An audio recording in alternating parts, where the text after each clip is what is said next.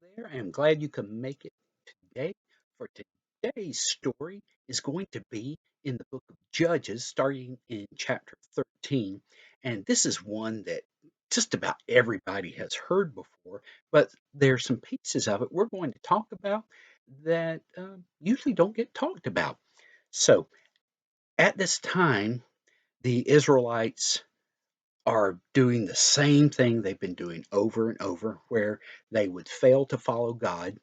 And in fact, it wasn't just that they weren't following him, it's that they were doing what they wanted to do and following these other gods who were pretend gods and would allow them to do things that the real God did not want them to do. And as a result, they were in big trouble. And this time, this group of people was being oppressed by the Philistines. Now, the Philistines are in a lot of the biblical stories from around this time. And let's just face it, they were bad people.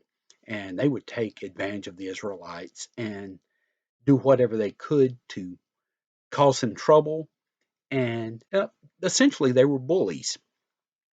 All right. God decided that he was going to start on removing the Philistines from this position. And that's an interesting note in the Bible because what you would normally have is that the bad people would come in and do things to the Israelites. They would turn to God. And then by the end of it, whatever time frame was involved, then the people were back to following God, and whoever had been causing troubles was gone. But not in this case. The Philistines had been in charge for 40 years, and that's a long enough time where the people of God were just not going to snap out of this and everything be normal or back the way it should be. And what he chose to do was a little bit different because in other cases, God had chosen adults to come along and do what he wanted. This time he's starting with a baby. In fact, the baby is not even around yet. Um, there's a man named Manoah, and he has a wife who's not been able to have children, and an angel shows up to speak to her. Now she thinks it's a man of God, which means a prophet or someone else who is on a mission for God. She doesn't know it's an angel at this point. Uh, But she knows God's involved because he shows up and says, okay, uh, you aren't able to have children, but you're going to have a son, and he's going to be a Nazarite. Okay, well, a Nazarite was something special. It was something chosen by people, and there were rules about it from the books of Moses, and it involved not cutting your hair, and you'd make certain vows, things you would do for God, and there were certain things you could not eat or drink. So no fermented grape juice. In fact, no grape product at all. And you had to stay away from dead bodies. And there were a number of stipulations like that that you had to follow. Well, this rule was to apply to her baby, but also to her while the baby was developing inside of her. So this is much bigger than the normal Nazarite vow, and this is supposed to be in place for all of the life of her son. Well, she tells her husband and tells him exactly what the angel had said, and he prays to God, said, "Please send back this person so we can talk to him." And the next day, she's out in the field, and the angel is back. Of course, remember, she still doesn't know it's an angel. She goes and gets her husband and comes back, and he says, "Okay, how should we raise the child?" And the angel repeats, "Just like I told your wife." So what we find out here is that the dad is not the smartest guy. Now, he does follow God. That's the important thing. But he's not the smartest guy. Well, it turns out his son is just like him. And his son is Samson. So Samson is born, he gets raised, and of course, you have the Israelites are kind of living right around Philistines all the time, and they're supposed to separate themselves. But what happens when Samson gets old enough? He falls in love with a Philistine girl. And his dad's going, you're really not supposed to do that. And Samson gets whiny. He wants to do this. And so they are to head down to meet the dad of this girl. Well, along the way, a lion attacks Samson. Now, we're not sure why his parents weren't right there with him, but they don't see this happen. And the lion attacks, and God's power comes on Samson. And we find out that Samson is extremely strong. He's able to tear apart the lion and leaves the body there. And then he goes on down. They arrange the marriage. Now, marriages in those days are going to take a week. So, uh, during the time that has passed between them arranging this and the marriage part getting started, bees have set up a hive in the body of the lion. And so I'm thinking, based on some of the other things I've heard, that this would have been about a year later. So the bees have set up their hive, they've made honey. As they're headed back down to take care of this marriage thing, Samson goes over, checks to look at the lion, sees the hive, takes some honey out, and eats it. And he comes up with a riddle based on that, which during the wedding, about 3 days in, he has already made a bet with these guys who are Philistines and says, if you can tell me what I'm talking about, then I'll get you each a set of clothes. But if you can't figure it out, then you each have to give me a set of clothes. And there are 30 guys. So there's a lot of clothing, and clothing was very expensive in those days. Well, they can't figure out the riddle, and they ask his wife. Well, she doesn't know it either. Of course, his parents don't know it. Nobody knows it but Samson.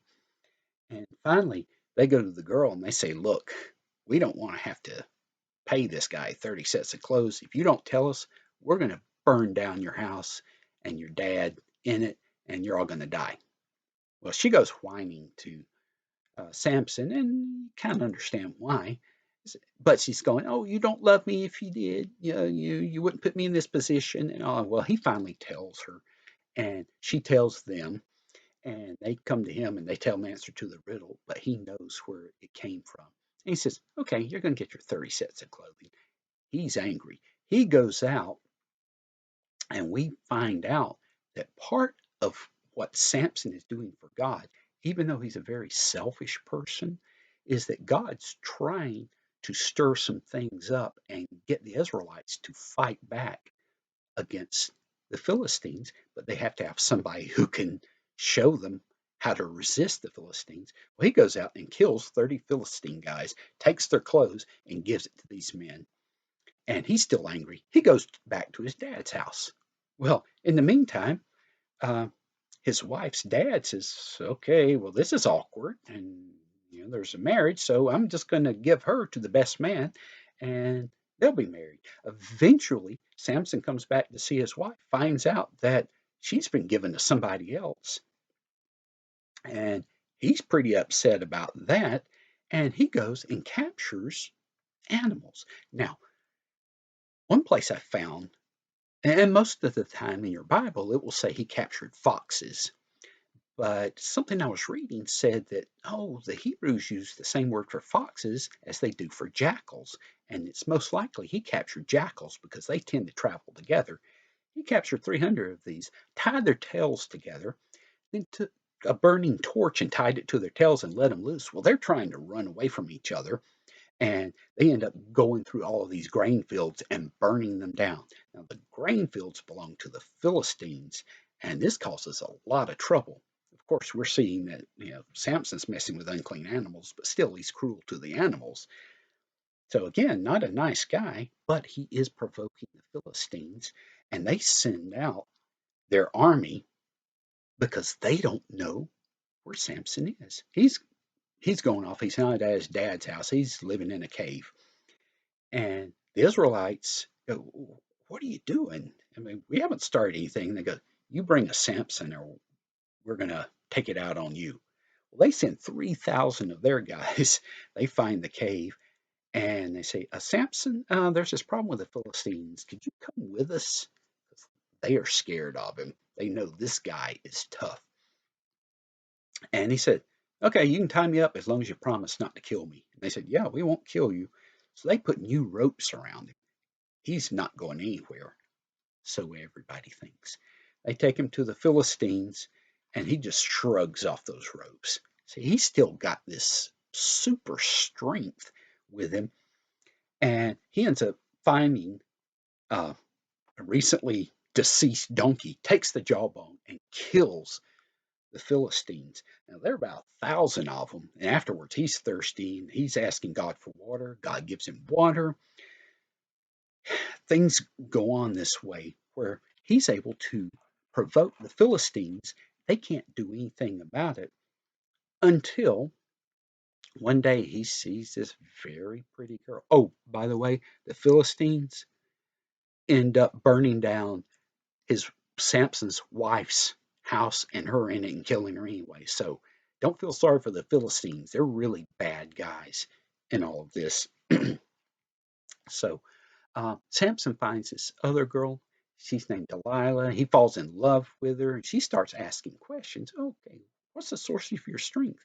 And he tells her these lies about it, and she keeps calling the Philistines in, saying this is it. And then turns out, okay, you can tie me up with these bowstrings. Doesn't work. You can tie me up with new ropes. We already know that doesn't work.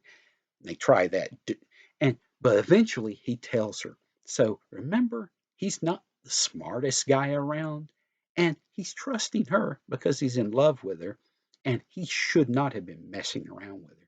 In fact, his dad had always told him, why are you getting involved with Philistine women? You should marry someone from our people. He doesn't listen. He just listens to himself, and that's usually the sign of pretty bad problems. And in this case, he finally tells her, "Oh, my hair's never been cut. My head hasn't been shaved." Well, they cut his hair off. Well, that was part of the Nazarite vow that he had broken. So it wasn't that his hair gave him super strength. It was keeping the vow that God stayed with him. Well, at this point, God leaves him and the strength goes with him and he can't move. Philistines come in and they tear his eyes out. It's real gross stuff. They take him to their temple. They worship Dagon, which is a pretend god, and people are there at the temple and on the roof where they can look down into it because it's kind of open in the middle, and they're making him perform. And Samson's hair had started growing back after they had started doing all of these things to him to humiliate him. And he has a servant help him find the pillar, and there's another pillar, and these are the two that hold up the roof. And then in he prays to God. He finally humbles himself somewhat, not completely, but a little bit, wanting the strength one more time. And God grants that to him, and he pushes the pillars apart. The whole temple collapses in. It kills Samson, but it also kills a lot of Philistines. And so the Israelites are not freed from Philistine rule, but now things have started. And some people call Samson the last judge. He isn't, but soon things are going to change in Israel. And now they have a focus that, okay, they can fight back against that which is bad. Okay, with that, I'm going to let you go. Uh, Lesson from this one is that you can get gifts from God, but if you misuse them, then they're not going to be that helpful to you and can lead to problems for you. And today's tie, I wore one with the Superman symbol. You can also think of Samson in this because as Superman had super strength, so did Samson. All right. Um, think about this one, and I hope you'll be back for the next lesson. And see you then. Bye.